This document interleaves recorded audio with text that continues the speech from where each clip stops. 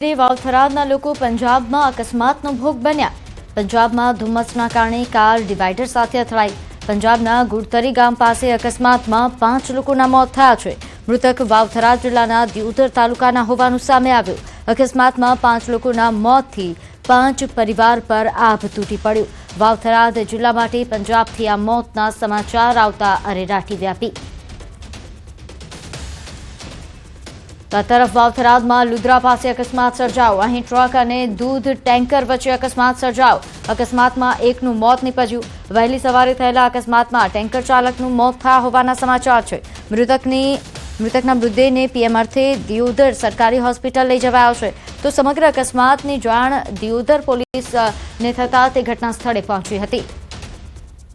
ખેડૂતો માટે ખુશીના સમાચાર। રાજકોટના ધોરાજી પંથકની જીવાદોરી સમાન ભાદર 2 ડેમમાંથી શિયાળુ પાક માટે પાણી છોડવાનો મહત્વનો નિર્ણય લેવાયો છે।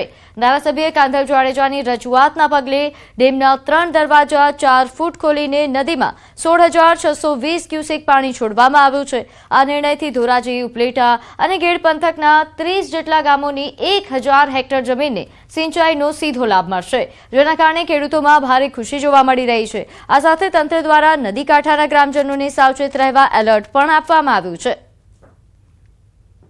આજે આપણે ભાદર 2 ડેમમાંથી 3 દરવાજા 4 ફૂટ ખોલી આશરે 16,620 ક્યુસેક પાણી નદીમાં છોડવાનું જે આયોજન હતું એ અન્વયે કામગીરી ચાલુ છે અત્યારે।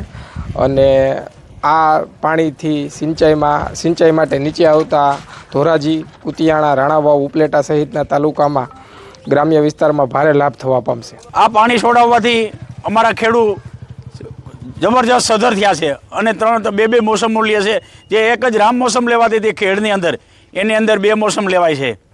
એટલે અમે અમારા ધારાસભ્યનો ખૂબ ખૂબ આભાર માનીએ છીએ અને સાથે સાથે અમે સરકારનો પણ, ભાજપ સરકારનો પણ ખૂબ આભાર માનીએ છીએ। ખેડૂતોને બહુ આનંદની લાગણી છે અને લગભગ હું તમને કહું કે આ સૌરાષ્ટ્રની જીવાદોરી છે ભાદર નદી, કાલિંદરી, બાટવા ખારો, એમ લગભગ ઘેડ વિસ્તારના અહીંથી 60-70 કિલોમીટર સુધી જાજા ખેડૂતોને રાહત શેણા જેવા પાકમાં શિયાળુ પિયત નહીંતર થતું નહીં, ખારાશ આવી જતી, એટલે 2 મહલ લેવાય એમ છે। એટલે ખેડૂતમાં બહુ હર્ષ ને ઉલ્લાસ છે।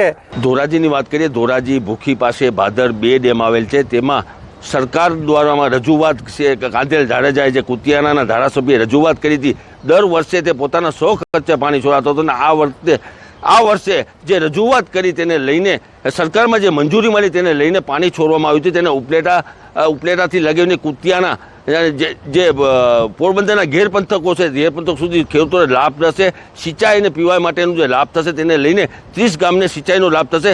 જે રીતે દર વર્ષે તો પોતાના 100 ખર્ચે જો પાણી છોડાવતા હતા કાંધલ જાડેજા, પણ આ વર્ષે જે રજૂઆત કરી તેને લઈને સરકારના અંદરમાં જે મંજૂરી આપવામાં આવી પાણી છોડવાની, તેને લઈને ખેડૂતો અંદરમાં ખુશીનો માહોલ જોવા મળ્યો છે। આપને પહેલાં સીધા દ્રશ્યો બતાવી, આ દ્રશ્યો જોઈ શકો છો કે અત્યારે 3 દરવાજાને 4 ફૂટ ખોલવામાં આવ્યું છે ને 16,620 ક્યુસેક પાણી છોડવામાં, તેને લઈને ખેડૂતોના અંદરમાં ખુશીનો માહોલ જોવા મળ્યો છે। જે રીતે ઘેર પંથક સુધી પાણી પહોંચશે અને જે અત્યારે મોસમ છે, મોસમને ખેડૂતોને મોટો લાભદાયક થશે। ખેડૂતોના અંદરમાં ખુશીની લહેર જોવા મળી છે। જે રીતે કાંધલ જાડેજાએ જે રજૂઆત કરી તેને લઈને દર વર્ષે તો પોતાના 100 ખર્ચે છોડાવતા પાણી, પણ આ વર્ષે તે સરકારમાં રજૂઆત કરી તો સરકારનો અત્યારે ખેડૂતો સરકારનો આભાર માની રહ્યા છે। મુનાફ બકાડી, ન્યૂઝ ગુજરાતી, ધોરાજી। આગળ વાત કરીએ, રાજકોટમાં પોલીસ સ્ટેશન પણ સુરક્ષિત નથી। ગાંધીગ્રામ પોલીસ મથક પર હુમલો થયો।